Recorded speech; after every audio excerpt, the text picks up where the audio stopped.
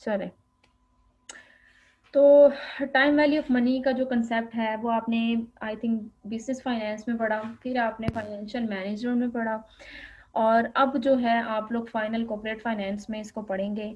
But इतना in depth नहीं जाएंगे आप, क्योंकि इट अज्यूम कि आपने पहले पढ़ा हुआ है।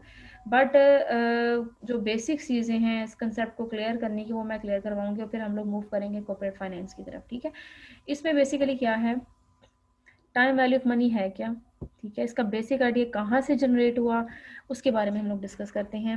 एक क्वेश्चन जब time value of money start करने से पहले जो पूछा गया, मैं आपसे पूछ रही हूँ, या स्लाइड्स में आपको नज़र आ रहा है, the core concept of finance that is, अगर आपका कोई प्राइस बॉन्ड निकलता है, ठीक है, या आपकी कोई आपको प्राइस मिलता है in the form of cash, और आपके पास दो ऑप्शंस हो, और आपसे कहा जाए कि you have to receive that amount today, ठीक है, और आफ्टर 5 ईयर्स या आफ्टर 2 ईयर्स, सो आप किस चीज़ को प्रेफर करेंगे। ठीक है, तो आपके पास दोनों ऑप्शन गिवन होगी। तो सबसे पहले तो आप अपना पॉइंट ऑफ व्यू दें, आप किस चीज़ को प्रेफर करेंगे। यहाँ पे आपको सर्कल तो नज़र आ रहा है, तो जो सर्कल के मुझे बताएंगे कि मैम इसको प्रेफर करेंगे, तो पीछे रीज़न भी बताएंगे आप। ठीक है, तो जी वन बाय वन जो ऑनलाइन है मुझे ज़रा दें अपने कमेंट, बेशक आप पार्टिसिपेट करें आज, नो इशू। जी एनीवन, फिर हम आगे मूव करें। सगीर,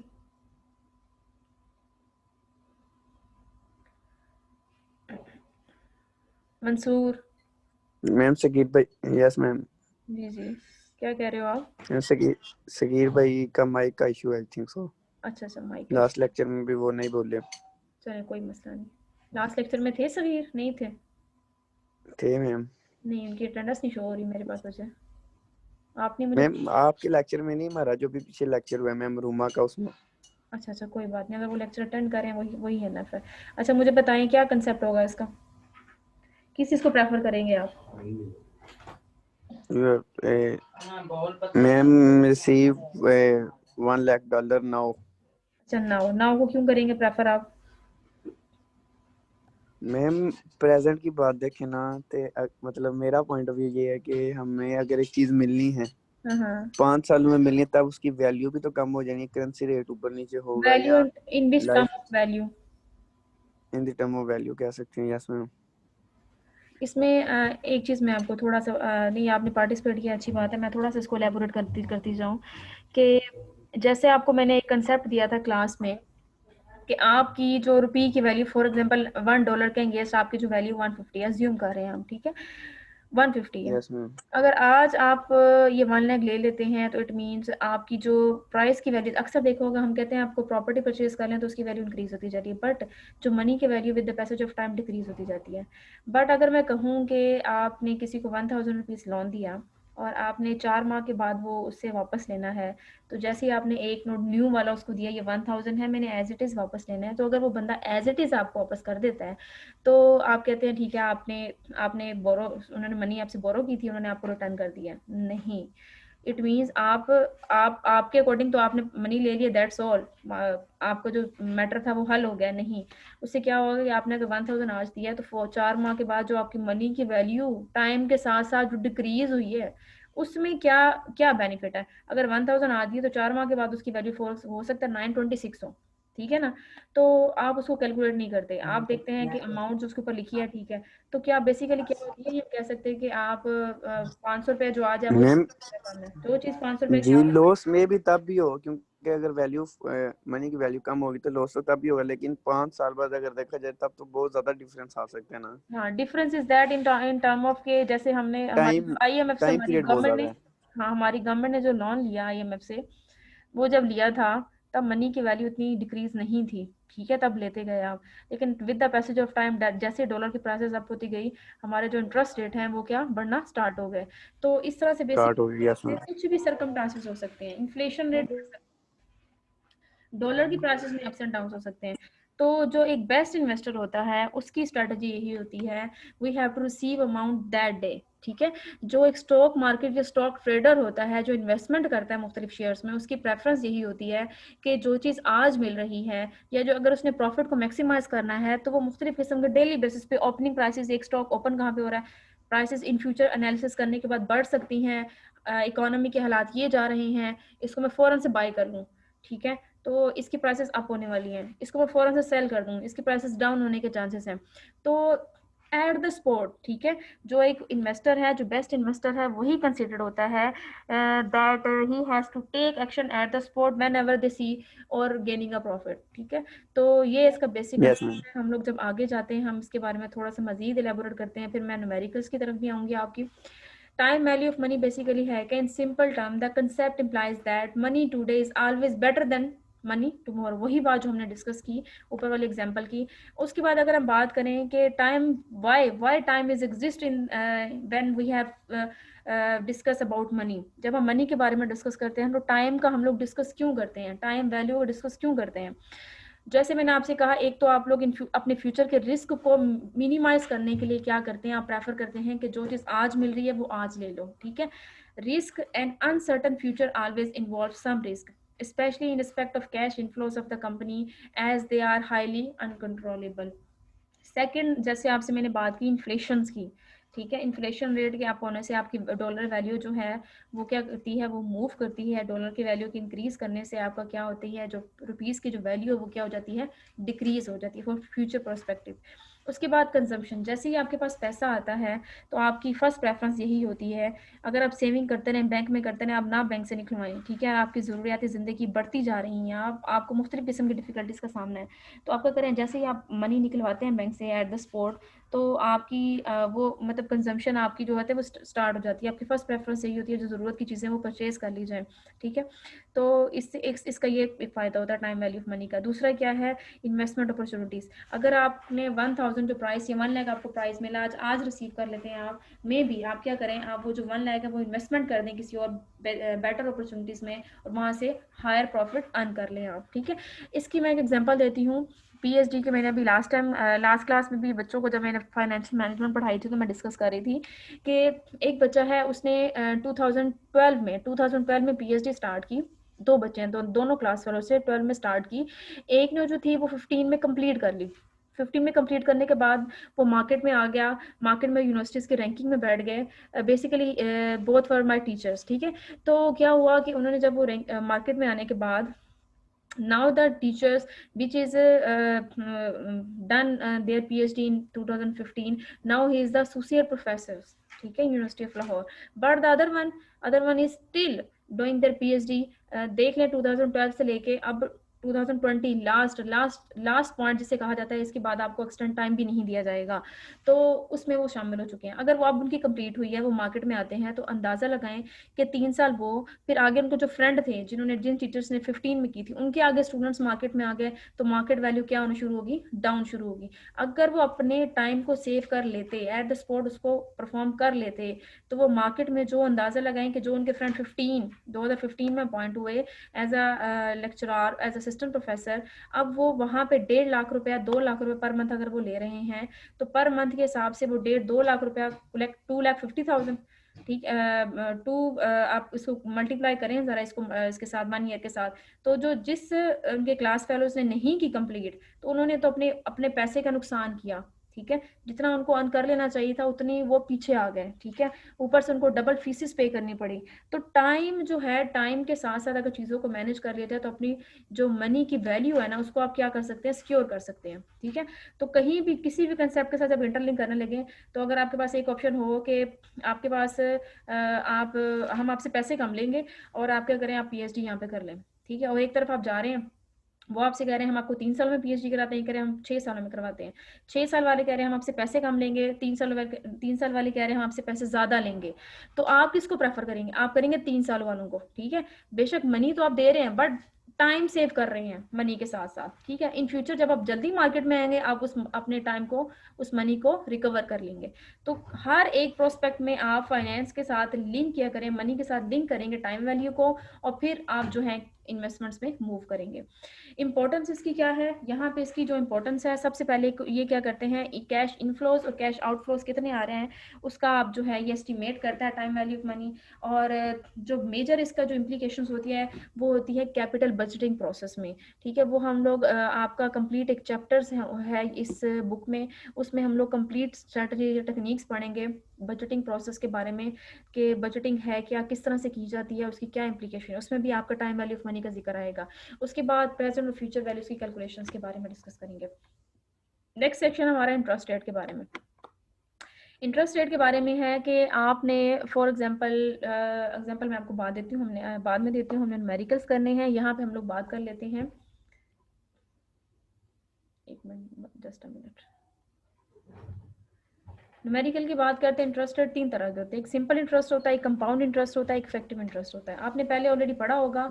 सिंपल इंटरेस्ट में क्या होता है कि आप जो है इंटरेस्ट जो बैंक है, अगर फॉर एग्जांपल बैंक में आपने 1000 दिया, सबमिट करवाया और फॉर 2 इयर्स के लिए, तो बैंक आपको जो इंटरेस्ट देगा, फॉर एग्जांपल बैंक आपको एनुअली जो इंटरेस्ट देता है वो 7% है, ठीक है।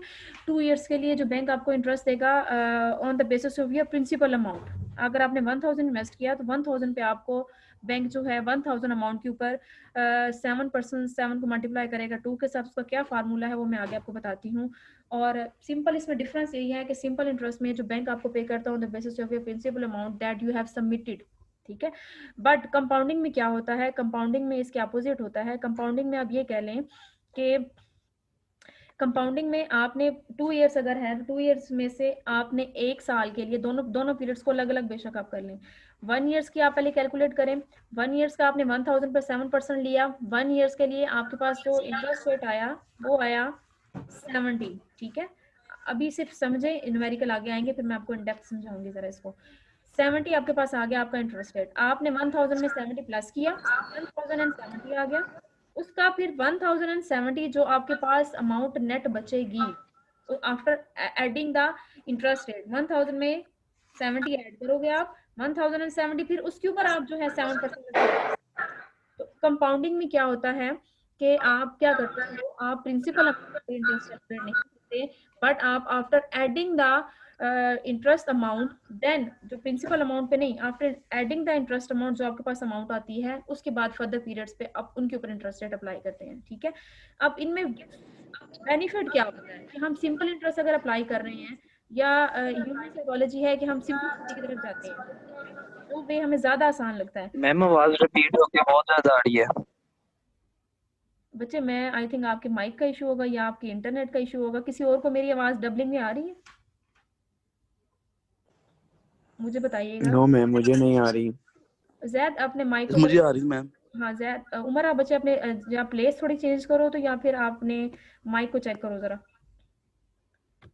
मैंने बच्चे अपना हैंड ओके फ्री मैम। उतार दिया इसी वजह से कि मैम आप बेसिकली हमारे माइक का इशू नहीं है क्योंकि हमारा माइक तो बंद होता है। आपकी या फिर इंटरनेट का इशू होगा, वाईफाई का इशू ना हो। अगर मैम बाकी ऑप्शन आपका माइक जो है ना, मतलब आप अपना वो हैंडफ्री वगैरह तो उतार के लगा ले, मे भी उसका इशू ना हो। बच्चे मैंने हेडफोन लगाए ही नहीं हुए इसी वजह से कि आपकी वो आवाज़ तो फटी फटी आती है, काफ़ी बाज में आप जल्दी में बोल जाते हैं। अब बताइए आवाज़ आ रही है आपको? यस मैम आ रही है, आवाज तो आ रही है, सही चलें आ रही है मतलब। चलें। अब सिंपल में ज़्यादा ठीक है। जैद बच्चे अब आपको आवाज़ आ रही है? जैद को इशू था या उमर को था? बच्चे जी चेक मैम करें। जी मैम। चलें ठीक हो गया। अब सिंपल इंटरेस्ट में क्या है कि आपने प्रिंसिपल अमाउंट पे लेनी होती है, कंपाउंडिंग में आपने आफ्टर एडिंग द अमाउंट फिर आपने लेनी होती है। अब हम अगर हमें एक सिंपल वे नज़र आ रहा है why we are going to compounding interest, ठीक है।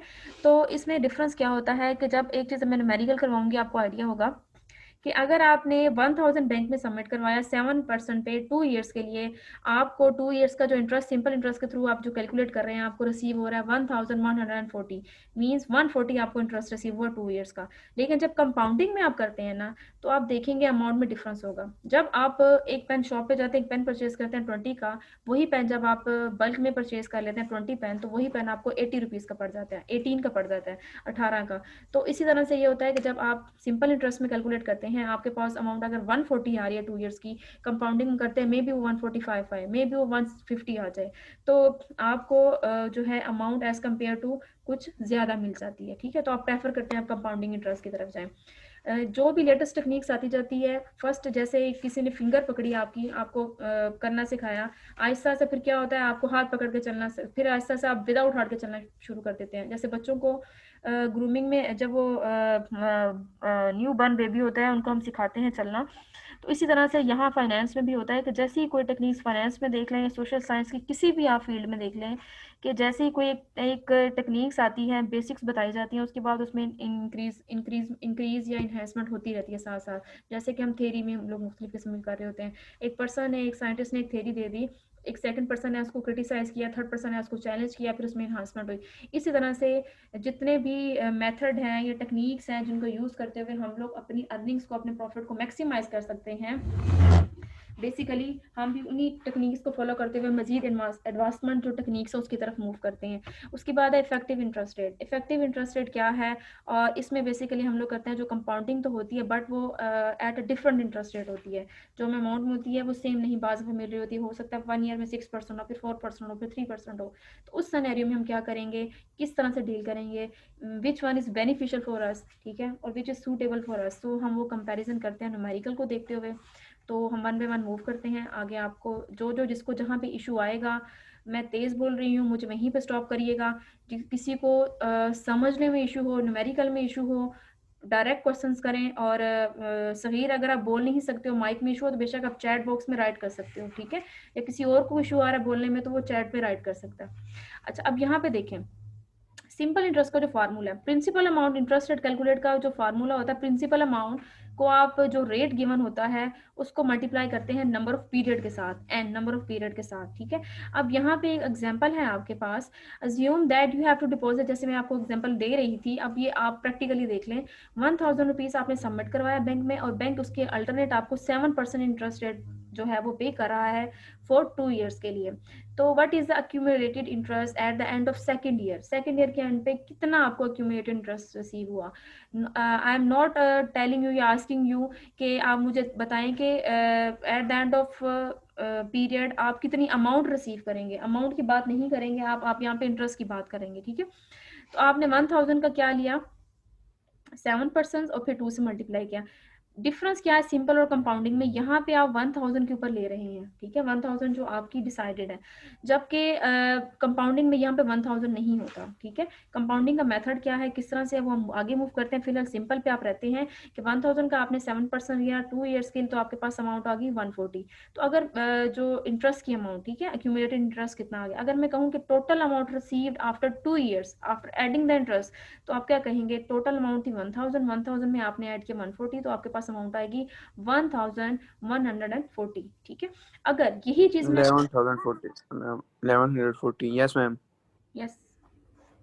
अच्छा, उसके बाद अगर हम लोग बात करें कि अगर मैं आपसे कहूँ कि इसी फार्मूले को अगर मैं कहूँ कि मैं कंपाउंडिंग में लेके जाऊँ, तो कंपाउंडिंग का पर्पस क्या होगा? कंपाउंडिंग में यहाँ पे देखिए आप, यहाँ पे 2 ईयर्स के लिए है।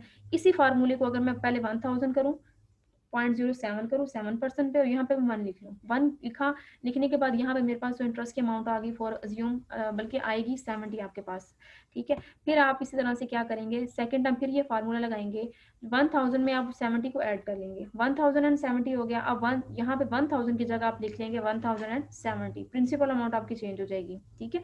उसके बाद 0.07 लिखेंगे आप, फिर यहाँ पे आपके पास जो आएगा नंबर ऑफ, ये जो पीरियड है, अब एक आप ऑलरेडी ले चुके हैं, सेकंड ईयर आप यहाँ पे फिर अगेन 1 लिखेंगे, और फिर आप कैलकुलेट करके देखेंगे यहाँ पे जो अमाउंट आपकी आएगी वो 140 से ज़्यादा आएगी, ठीक है। जो टोटल अमाउंट आएगी इसमें आप 1000 में 140 ऐड करें, तो आपके पास अमाउंट क्या आएगी? 1140। तो लेकिन जब आप लोग इसको कंपाउंडिंग के जरिए से कर रहे होंगे, तो आप नोट करेंगे यहाँ पे 1140 से अमाउंट जो है मे बी $2 अबव है, $3 अबव है, $4 अबव है, ज़्यादा आएगी। तो ये आप जब भी फाइनेंस कर रहे हैं या इन्वेस्टमेंट के बारे में सोचते हैं, तो आपकी प्रोस्पेक्ट यही होता है कि कहाँ से आपको गेनिंग ज़्यादा हो रही है, किस मेथड को यूज़ करना चाहिए, ठीक है। तो अब जैसे हम लोग आ जाते हैं कंपाउंड इंटरेस्ट है क्या, इसमें सिंपल पहले मैं इसकी बात करूंगी, आगे दोनों जो पॉइंट हम न्यूमेरिकल्स में जब मोटाइजेशन की तरफ जाएंगे फिर मैं आपको एक्सप्लेन करूंगी न्यूमेरिकल के जरिए से। कंपाउंडिंग इंटरेस्ट की तरफ जाने का मेन पर्पस जो होता है वो यही होता है कि किस तरह से हम अपनी जो यील्ड है, जो अपने रिटर्न है, उसको मैक्सिमाइज कर सकते हैं। अच्छा, इस एग्जाम्पल की तरफ आप देखें हम लोग ज़रा, कि अज्यूम आपने अगेन 1000 सबमिट कराया 7% पे 2 ईयर्स के लिए, ठीक है। तो आप क्या करेंगे, फर्स्ट पीरियड पे 7% कैलकुलेट करेंगे, जिस तरह से मैंने आपको कहा। आपके पास अमाउंट आ गई 1070, फिर आप 1070 पे फिर 7% फॉर 1 ईयर के लिए करेंगे, तो फिर आपके पास अमाउंट आ जाएगी, जो अमाउंट आएगी that is greater than the simple interest rate amount, ठीक है। जो आपके पास अमाउंट होगी उससे ग्रेटर देन होगी। मजीद हम लोग अब आगे आ रहे हैं। अब यहाँ पे देखिए 1000 है, आपने ये आपके पास एक फार्मूला है कंपाउंडिंग का, आपने कैलकुलेट किया फॉर 1 ईयर के लिए, 1070 अमाउंट आ गई आपके पास, ठीक है। आपने अब क्या किया, वही जो सेम बात जैसे मैं आपको समझा रही थी, you earn $70 interest on your 1000 deposit over the first year, ठीक है। This is the same amount of the interest you would earn under the simple interest जो आपने कैलकुलेट कर ली थी। अब जब आप मूव करते हैं कंपाउंडिंग पे, तो यहाँ पे देखें 1070 आ गया। अब इस 1070 को यहाँ पे सिंपल में हम 1000 ही लेते हैं, दो अगर हमने दोनों पीरियड्स का जैसे यहाँ पे अलग अलग कैलकुलेट कर रहे हैं वहाँ पे भी करेंगे, तो हम फर्स्ट पीरियड में भी 1000 लेंगे, सेकंड पीरियड में भी 1000 लेंगे, तो आपके पास जो अमाउंट आएगी वो 1140 ही आएगी। लेकिन कंपाउंडिंग में देखें 1000 लिया, फिर इसको ऐड करके इसमें 1070 प्रिंसिपल अमाउंट रखी, फिर हमने इसके ऊपर अगेन कंपाउंडिंग इंटरेस्ट किया, अप्लाई किया, तो जो हमारे पास फाइनल अमाउंट आई है, देखिए जैसे आपको मैं पीछे बता रही थी, वहाँ पे 140 था और यहाँ पे 144.90 है। इट मीन्स आपको $4.90 2 ईयर्स में एक्स्ट्रा मिला as compare to simple interest. तो आप किस चीज़ को प्रेफर करोगे? क्लियर हुआ आपको? जी बच्चों। Yes ma'am. ओके उसके बाद हम लोग बात करते हैं, मूव करते हैं प्रेजेंट वैल्यू फ्यूचर वैल्यू की तरफ, ठीक है। अच्छा, इस वैल्यूएशन कंसेप्ट को अगर आप देखें कि जब अगर आपकी इस डायग्राम को अगर आप देखें, तो अगर आपकी जो प्रेजेंट वैल्यू है वो ज़्यादा हो और फ्यूचर वैल्यू जो कंपाउंडिंग ईयर्स के साथ आप करते जा रहे हैं, 4 ईयर्स 5 ईयर्स के बाद आप कहते हैं आपको अमाउंट अगर मिलती है 1000 इन्वेस्ट करें, तो आपको 5 ईयर्स के बाद जो अमाउंट मिलेगी 10% इंटरेस्ट रेट पे, अज्यूम मैं कर रही हूँ, ठीक है, नॉट फिक्स, तो वो आपको मिलेगी फॉर एग्जांपल 2000, ठीक है। 2000 मिलती है या 3000 मिलती है, तो आप कहते हो ठीक है अभी 3 सालों के बाद हमें इतनी अमाउंट मिल रही है, बट आप ये क्यों नहीं सोच रहे कि 3 सालों के बाद वो जो 3000 आपको मिल रहा है उसकी ऑलरेडी वैल्यू इतनी डिक्रीज हो चुकी है विच इज इक्वल टू 1000 और बिलो द 1000, ठीक है। लेकिन आपको उस टर्म उस अमाउंट पे फोकस कर रहे हैं दैट इज 1000 एंड 3000, ठीक है। लेकिन जो टाइम वैल्यू जो टाइम का कंसेप्ट है उसको आप क्या कर रहे हैं, आप इग्नोर कर रहे हैं। तो इस तरह से नहीं होना। फ्यूचर वैल्यू की बात हम लोग करें तो फ्यूचर वैल्यू क्या है, the value at some future time of a present amount of money और a series of payment evaluated at a given interest rate, ठीक है। कि आप अगर इन्वेस्टमेंट करते हैं, जैसे हमने पीछे न्यूमेरिकल इंटरेस्ट रेट सिंपल और कंपाउंडिंग में किया, 1000 इन्वेस्ट किया, 2 ईयर्स के बाद आपको मुख्तलिफ किस्म की अमाउंट मिली, 140 है, 1000 एंड 144, तो वो बेसिकली आपकी क्या है, फ्यूचर वैल्यू है। The interest earn on the initial principal amount becomes a part of the principal at the end of compounding period, ठीक है। तो यहाँ पे भी अगर आप देखें तो ये जो डेफिनेशंस अब यहाँ पे लिखी गई है, मैंने आपको दोनों प्रोस्पेक्टिव में बता दिया, सिंपल इंटरेस्ट में भी और कंपाउंडिंग में भी, दोनों जो वैल्यू हमने कैलकुलेट की that is the future value, और यहाँ पे जो डेफिनेशन लिखी हुई है that is showing the simple principal amount. अब ये कुछ न्यूमेरिकल हैं जो आपने पहले किए भी होंगे। अब आप मुझे बताएंगे यहाँ पे बेसिकली कौन सा मेथड यूज़ कर रहे हैं, सिंपल या कंपाउंडिंग कर रहे हैं, ठीक है। अब यहाँ पे 1000 इन्वेस्ट किया फॉर 3 ईयर्स के लिए और 10% आपको इंटरेस्ट रेट मिल रहा है डिफरेंट 3 पीरियड्स के लिए, तो आपने अब कैलकुलेट करना है फर्स्ट पीरियड में, फर्स्ट ईयर में क्या हुआ, फर्स्ट ईयर में आपने जो अमाउंट थी आपके पास दैट इज़ 1000, 10% आपने लिया 100 को इसमें ऐड किया 1100 के ऊपर फिर आपने 10% लिया, आपके पास जो अमाउंट आई वो आ गई 110, अब 110 आपने मजीद ऐड किया उसको उसके अंदर, तो आपके पास अमाउंट आ गई 1210। उसके बाद आपने फिर इसका 10% लिया, आपके पास आ गई 121, अब 121 आपने मजीद इसमें ऐड किया तो आ गया 1331। तो अब यहाँ पे बेसिकली आप मुझे बताएं कि यहाँ पे कौन सा मेथड यूज हो रहा है, जी एनीवन? बच्चे प्रेजेंट हो क्लास में तो शो करो, आप प्रेजेंट हो। मैम कंपाउंड इंटरेस्ट शो हो रहा है, I think so. Compound interest show हो रहा है, बाकी क्लास कहाँ पे है? बच्चे ऐसी प्रेजेंस नहीं चाहिए मुझे, आप म्यूट भी कर दें और गायब हो जाएं। मैम प्रेजेंट मैम बैठे हुए हैं मैम, बल्कि यूनिवर्सिटी ही बैठे हुए हैं। प्रेजेंट मैम ओके बच्चों, लेकिन साथ पार्टिसिपेट भी करो ना आप इसमें, आप पार्टिसिपेट तो कर ही नहीं रहे हो। अच्छा, उसके बाद हम लोग आ जाते हैं नेक्स्ट। बिल्कुल ठीक है मंसूर ने, कंपाउंड इंटरेस्ट हो रहा था उसमें। अब हम लोग बात करते हैं फ्यूचर वैल्यू की, ठीक है। फ्यूचर वैल्यू का जो फार्मूला है, आप जो जैसे आपने कंपाउंड इंटरेस्ट का फार्मूला पढ़ा, जस्ट लाइक आपको नजर आ रहा होगा, future value is equal to initial amount आपकी हो जाए या प्रेजेंट वैल्यू हो जाए, ठीक है। पीवी यहाँ पे आप लिख लें, या आपकी इनिशियल अमाउंट जो से 1000 आपने इन्वेस्टमेंट की है, तो आप दोनों में से कुछ भी लिख सकते हैं। 1 प्लस इंटरेस्ट रेट आ जाएगा और नंबर ऑफ पीरियड आपके आ जाएंगे, ठीक है। इसको हम लोग न्यूमेरिक के जरिए से करते हैं। सो यहाँ पे आप लोग देखें 1000 आपने इन्वेस्ट किया, आपका 10% रेट के ऊपर है फॉर 3 ईयर्स के लिए, जो हमने पीछे एग्जाम्पल्स की है, उसको अगर हम लोग करें तो आपके पास अमाउंट देखें सेम एज इट इज़ वही अमाउंट है जो आपने यहाँ पे इस लास्ट एग्जाम्पल में कैलकुलेट की थी, ठीक है। अच्छा, उसके बाद एक कंसेप्ट ये है कि अगर आपको कहा जाए कि आप जो हैं 5000 इन्वेस्ट कर रहे हैं आज, ठीक है, और आपको 12% पर एनम के हिसाब से जो है पे किया जाएगा, तो आप बताएं कितने सालों में जो ये 5000 है ये डबल अमाउंट आपको मिल सकती है, ठीक है।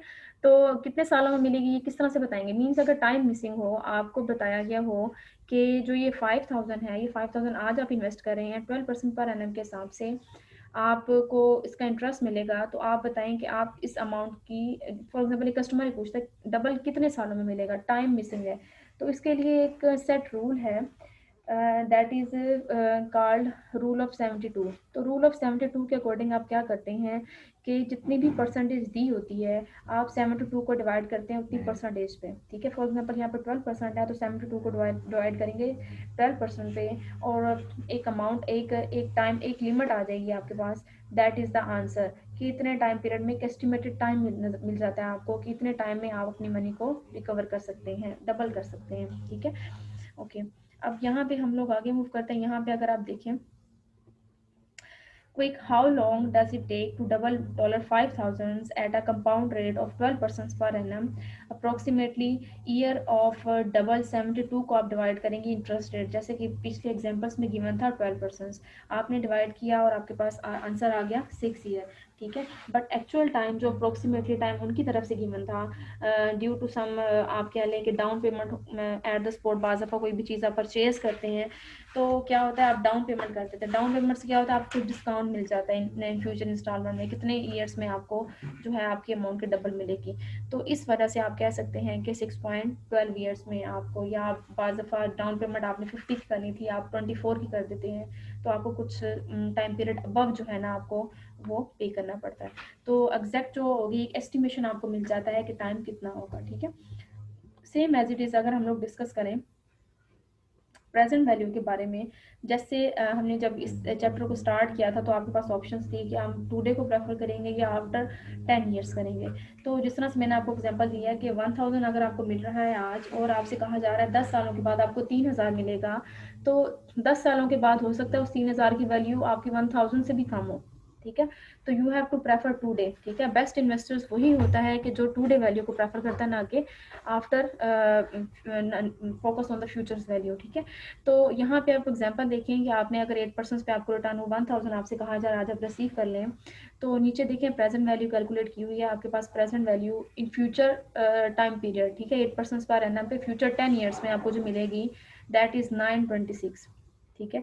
कि अगर आपको इन फ्यूचर आज आप 1000 देते हैं तो 8% पर एनम पे अगर आपको मिलता है तो 10 सालों के बाद आपको 2000 रुपये मिलेगा। तो कुछ लोग तो होते हैं ठीक है मिल रहा है ना, सेविंग ही है ना, दे देते हैं, लेकिन बेसिकली क्या होता है वैल्यू की जो टाइम मनी की जो वैल्यू वो डिक्रीज हो रही है, आप बड़े खुश हो जाते हैं ठीक है आपको 2000 मिल गया, आप उस अमाउंट को लिखा हुआ देख रहे होते हैं, बट एक्चुअली जब हमने कैलकुलेट की तो हमें पता चला कि उसकी वैल्यू तो 1000 से भी कम है, ठीक है।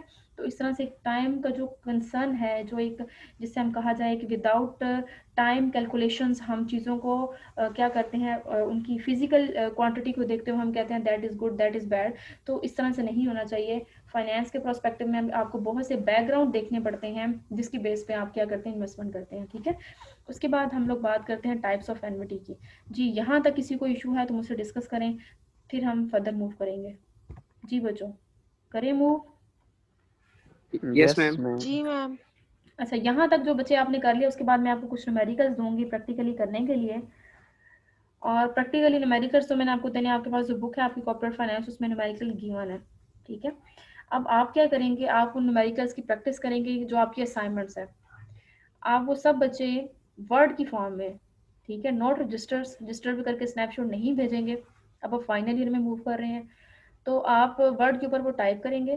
टाइप करने के बाद आप उन न्यूमेरिकल्स को सॉल्व करेंगे। सॉल्व करके वर्ड की जो फाइल का नाम होगा वो अपने नाम से रखेंगे, ठीक है। जैसे अगर जैद ने बनाई है तो जैद असाइनमेंट के नाम से होगा उस फाइल का नाम, ठीक है, ताकि मेरे लिए आसानी हो।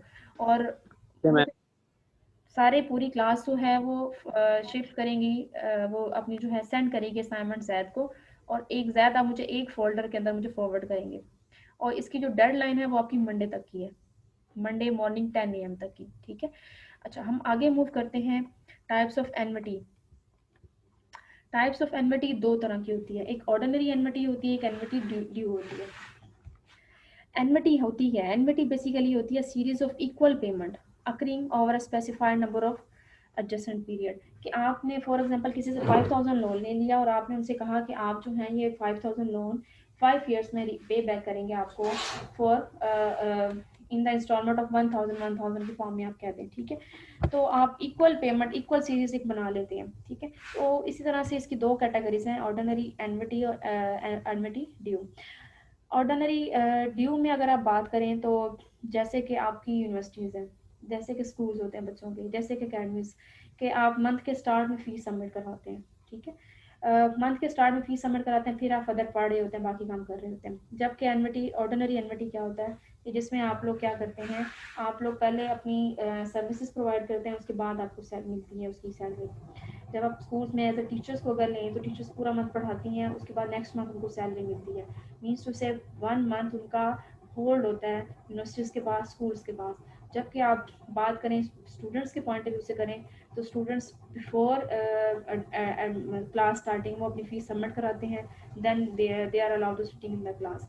तो ये इस तरह से अगर वो स्टार्ट पे सबमिट करवाएं तो हम कह सकते हैं एनमिटी ड्यू, और अगर एट द एंड बात की जाए तो ऑर्डिनरी एनमिटी। पेमेंट और receipts occur eight the end of each period, जैसे कूपन रेट्स के बारे में भी हम लोग बात करते हैं। और एनमिटी ड्यू का मतलब है पेमेंट्स और receipts occur at the beginning of each year, ठीक है। जैसे रेंट्स वगैरह रिसीव करते हैं हम लोग, अक्सर देखो घर जो रेंट पे दिए जाते हैं मंथ के स्टार्ट में या 10 तारीख तक कहा जाता है आप रेंट दें। सेम जस्ट लाइक जैसे मैंने एग्जांपल दिया आपको। अब यहाँ पे देखें, यहाँ पे आपने फॉर एग्जांपल ऑर्डिनरी एनमिटी की एग्जांपल है 1000, आपने $100 100 ईच ईयर में 3 पीरियड है, आपके पास 4 पीरियड है। लेकिन जब एंड की बात होगी तो आप फर्स्ट क्वार्टर को छोड़ देते हैं, नेक्स्ट वाले 3 पीरियड्स आप ऐड कर लेते हैं। जब आप एनमिटी ड्यू की बात करते हैं तो आप फर्स्ट वाले 3 क्वार्टर को ले लेते हैं, एंड वाले को छोड़ देते हैं, ठीक है। अब इसको करना किस तरह से है, इसका क्या फार्मूलाज है। मुझे शोर आ रहा है किसी कहीं से, अपने माइक म्यूट करें, मुझे मेरी आवाज़ डबल सुनाई दे रही है। Cash flows occur at the end of each period. अब एंड की जब भी बात होगी आपको कैसे पता चलेगा एनमिटी ड्यू है या ऑर्डिनरी एनमिटी है, आपके अंदर कुछ ना कुछ आपको क्लू मिल रहा होगा, ठीक है, न्यूमेरिकल से कि ऑर्डिनरी एनमिटी का है या एनमिटी ड्यू का, ठीक है। अगर तो एंड का वर्ड आ जाएगा तो आपको क्लियर हो जाना चाहिए ऑर्डिनरी एनमिटी है। अगर स्टार्टिंग की बात हुई है, बिगनिंग की बात हुई है, that is the enmity due. तो आप क्या करेंगे, 7% सेम वही एग्जांपल है, आपने उसी तरह से न्यूमेरिकल किया, 1000 लिया आपने सिंपल ऑर्डिनरी एनमिटी में, और जिस तरह से आपको 3 इंस्टॉलमेंट दी हुई थी, और उसके बाद आपने क्या किया, रेट अप्लाई किया और उसी तरह से एक वैल्यू कैलकुलेट कर ली, नो इश्यूज़ के अंदर। नेक्स्ट जब आप लोग इसी की बात करते हैं, आप कैलकुलेट करने की बात करते हैं प्रेजेंट वैल्यू। जब भी हम प्रेजेंट वैल्यू कैलकुलेट करते हैं तो हम फ्यूचर वैल्यू को ऊपर रखते हैं। इसका फार्मूला क्या है, डिवाइड करते हैं 1 प्लस इंटरेस्ट की पावर n के साथ, ठीक है, जितने नंबर ऑफ पीरियड होते हैं। मे बी आप इसको कंबाइन भी कर सकते हैं, 1001 प्लस 7% की पावर आप नंबर ऑफ पीरियड 3 भी लिख सकते हैं, एक ही दफ़ा कैलकुलेट कर सकते हैं, आपको अलग अलग करने की ज़रूरत नहीं है। लेकिन जब आप कैश फ्लोज की फॉर्म में जब भी आप ये न्यूमेरिकल करने लगे हैं तो आप इस तरह से एक ग्राफ बना लिया करें, इससे आपकी गलती के चांसेस कम हो जाते हैं। 1000 पहले इस तरह से किया आपने तो आपके पास ये अमाउंट आ गई यहाँ पे इस वाले फार्मूले से। फिर आपने सेकंड पीरियड था तो आपने सेकंड लिख लिया, फिर थर्ड पीरियड था तो आपने थर्ड लिख लिया। इसी तरह से जब हम लोग बात करते हैं नेक्स्ट की एनमिटी ड्यू की, तो यहाँ पे देखिए एनमिटी ड्यू में जैसे आपसे मैंने कहा था एनमिटी ड्यू का मतलब है बिगनिंग, तो स्टार्ट से स्टार्ट होगी, एंड वाले पीरियड इसके फ्री होंगे, सेम एज इट इज़ आपने इसको कैलकुलेट करना है जैसे पीछे हमने किया था, नो डिफरेंस। सिर्फ आपका डिफरेंस जो आएगा वो कैश फ्लोज के इनफ्लोज एंड आउटफ्लोज के बिगनिंग एंड एंडिंग पे आएगा। उसके बाद जैसे ही आपने प्रेजेंट वैल्यू कैलकुलेट की तो फ्यूचर वैल्यू को ऊपर रखेंगे आप, उसी तरह से पीरियड्स को आप नीचे रखेंगे according first, second and third, और आप इसकी वैल्यू को कैलकुलेट कर लेंगे। जब हम बात करते हैं मिक्स्ड फ्लो एग्जांपल्स की, ठीक है, इफेक्टिव इंटरेस्ट के बारे में आपने बात की थी, उसी के सिनेरियो में आ जाता है। तो आप ये देखें कि आपने पीछे जितने भी सिनेरियोज पढ़े हैं, जितनी भी एग्जांपल्स पढ़ी, उसमें जो आपको इंटरेस्ट मिलता है वो फिक्स रेट पे मिलता है, फिक्स अमाउंट का मिल रहा होता है, 5%, 10%, ठीक है। लेकिन यहाँ पे देखें 10% तो है, बट फर्स्ट पीरियड में आपको $600 मिल रहा है, फर्स्ट 2 पीरियड्स में, नेक्स्ट 2 पीरियड्स में $400 मिल रहा है, and the last period is 100। जो इस तरह का जब सिनेरियो होता है तो हम कहते हैं उसे मिक्स फ्लो एग्जांपल्स, ठीक है। Julia Miller will receive the net set of cash flows below what is the present value at a discount rate of 10%, ठीक है। इसको क्या इसका सिनेरियो होता है, इसको किस तरह से सॉल्व करते हैं। जैसे हमने ये पिछले क्वेश्चन पढ़े, मैंने आपसे कहा आप सेपरेटली ना करें, आप एक ही दफ़ा ये फार्मूला लगाएं, 1000 1 + 7% की पावर आप यहाँ पे 3 लिख दें, तो आप देखेंगे आपके पास यही आंसर आ जाएगा। Only you have to calculate at one time, ठीक है, फॉर योर इटसेल्फ कन्वीनियंसनेस। तो हम क्या करते हैं, हम एक ग्राफ मैम बना लेते काइंडली हैं। जरा अगेन बताइएगा ये 1.07 कहाँ से आया? ये आपको जो हम ये 7% बता रहे हैं ना, हमने पीछे एग्जांपल्स पढ़ी हैं, जो हम पढ़ते आ रहे हैं, 1000 के ऊपर आप 3 इयर्स की बात हुई थी, 3 इयर्स के लिए आपको इन्वेस्टमेंट, अगर वो इंटरेस्ट रिसीव हो रहा है, तो आप क्या करते हैं, 7 आपके पास टाइम पीरियड आ गया 3 इयर्स के लिए, रेट आपका आ गया 7%, और अमाउंट जो है आपकी 1000 है। तो 1000 का आप क्या करेंगे, 1 + 7% की पावर 3 ले लें। आप 3 लेंगे तो फिर भी जो आप कैलकुलेट करेंगे आंसर यही आएगा। लेकिन अगर आप सेपरेटली हर एक पीरियड का लेंगे 0, फिर 1, फिर 2, इस तरह से 3 पीरियड कैलकुलेट हो गए, तो फिर भी आपका आंसर यही आएगा। एक जो बड़ी मिस्टेक बच्चे आप लोग करते हो, अक्सर बच्चे करते हैं, और जितने भी बच्चों को मैंने करवाया, एक मिस्टेक्स मैंने हमेशा फाइंड आउट किया, आपको मैं पहले ही बता रही हूँ न्यूमेरिकल करने से पहले। आप यहाँ पे अगर लिख देंगे 1, फर्स्ट पीरियड है 1, यहाँ पे 2, यहाँ पे 3, आंसर रॉन्ग हो जाएगा आपका। तो पीरियड जब भी स्टार्ट करना है 0 से स्टार्ट करना है। कंबाइन एक ही दफ़ा कैलकुलेट कर लेंगे, आंसर ठीक आ जाएगा। लेकिन जब आप सेपरेटली करना चाहते हैं ग्राफ के जरिए से, तो फर्स्ट पीरियड आप 0 रखेंगे, फिर 1 रखेंगे, और फिर 2 रखेंगे। लेकिन जब आपने अगर सेपरेटली किया, तो ये जो प्रैक्टिस आपकी सेपरेटली हुई, यही आप इसमें जो नेक्स्ट हम मिक्स फ्लो में कर रहे हैं, इसमें हम जब सेपरेटली करेंगे, ठीक है, तो हम प्रिंसिपल अमाउंट की जगह, हम उनकी जगह जो अमाउंट आती जाएगी वो सेपरेटली ट्रीट करेंगे, तो हमारे पास एक ये अमाउंट आ जाएगी। यहाँ पे जो आपकी 1000 थी अमाउंट, वहाँ पे चेंज होती जाएगी, ठीक है। इसी तरह से जब आपको वो कैलकुलेट करना आ गया, तो ये आपके लिए कैलकुलेट करना मुश्किल नहीं होगा। उसके बाद आ जाता है effective annual interest rate. Effective annual interest rate क्या होता है, actual rate of interest earned after adjusting the nominal rate of the factor such as the number of compounding period per year. जो एक्चुअल रेट ऑफ इंटरेस्ट आपको earn हो चुका होता है, ठीक है। बाकी nominal rate for factor such as the number of compounding period, जितने कंपाउंडिंग पीरियड होने के बाद जो एक्चुअल रिटर्न आपके पास आ जाता है, इफेक्टिव एनुअल इंटरेस्ट रेट, तो आप कहते हैं वो आप